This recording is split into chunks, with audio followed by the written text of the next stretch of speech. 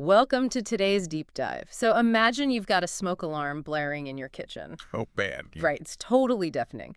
But instead of actually putting out the fire on the stove, you just yank the batteries out of the alarm, so you can go back to sleep. Which is a terrible idea. Exactly. But according to Camille Fenton Mason's book, Anxiety, the Big Lie, that is exactly how we treat anxiety. We treat it like it's this broken piece of hardware in our heads, like a you problem. Yeah, rather than actually looking at the smoke that's filling the room. Right. So today, our mission is to completely reframe how we view anxiety. We are looking at her central thesis that anxiety is not just an individual flaw, but it's a relational web. Right, because when you isolate the individual, you completely miss the context. I mean, we try to medicate or meditate away the noise, all while we're completely ignoring the toxic work culture or the relentless 24/7 news cycle. Oh, yeah, the news cycle is brutal right now. It really is. And all these heavy societal expectations that are actually the things causing the fire.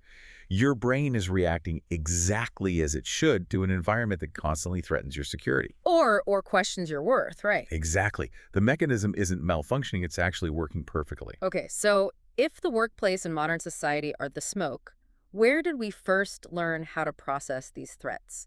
Because nobody is just born a chronic perfectionist. Yeah, No, definitely not. we have to look at our very first environment, which is the family. Yeah, Fenton Mason argues that you are either a product of your family's anxiety or you are creating it. There are these specific relational dynamics that act as incubators. Okay, like what?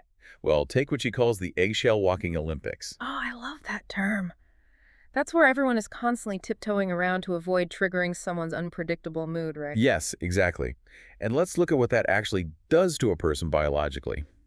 In that environment, a child's nervous system is perpetually stuck in threat detection mode. Yeah, their brain is being wired to constantly scan the room for micro changes in a parent's tone or posture.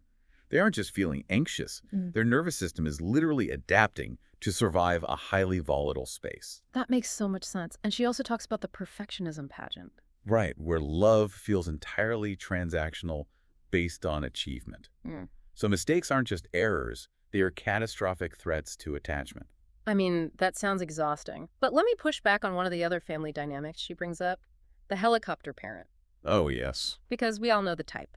But isn't that coming from a deeply protective instinct? I mean, a parent doing everything for their kid is trying to shield them from anxiety, right? Not cause it. Well, the intent is usually protection, yes. Yeah. But the outcome is the exact opposite. By constantly intervening, the parent is transferring their own obsessive need for control directly onto the child's psyche. Oh, wow. Yeah, the child internalizes a very clear underlying message, which is that you are not capable of handling the world on your own. Which deprives them of the opportunity to navigate failure. Exactly. And that wires their brain for a lifetime of self-doubt and reliance on external validation.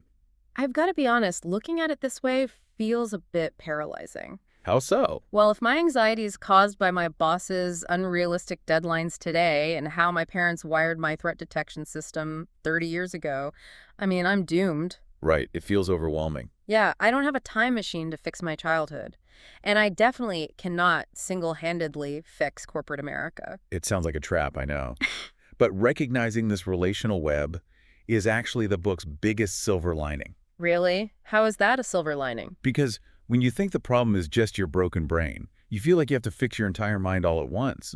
But because anxiety is a web tied to external things, you gain countless points of intervention. Oh, I see. Yeah, you just have to pluck one string or change one dynamic, and the whole system begins to shift. You don't have to overhaul your past or fix capitalism to find relief. Okay, so instead of an impossible internal battle, you take targeted external action, like intervening in the workplace web by becoming what she calls a clock-out queen or clock-out king. Yes, exactly. We all know that one person who closes their laptop at exactly 4:59 p.m. without an ounce of guilt, while the rest of us are sweating over a quick 5.15 sync. Right. And Fenton Mason is basically saying that person is the pinnacle of mental health.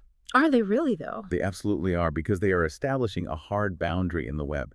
They are literally severing the cord to that specific stressor. That's amazing. But it's not just physical boundaries, It applies to your internal web, too. Take the concept of worry time. Right, quarantining your worry. But how does that actually work in practice? Because telling an anxious person to stop worrying is like telling a fish to stop swimming. Well, you don't stop it, you contain it.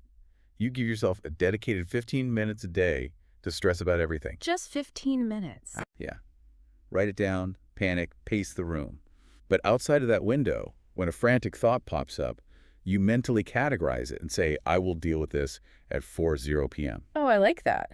You are setting a firm boundary with your own mind. Exactly. It trains your brain over time that the anxiety is a scheduled event, not a permanent state of being.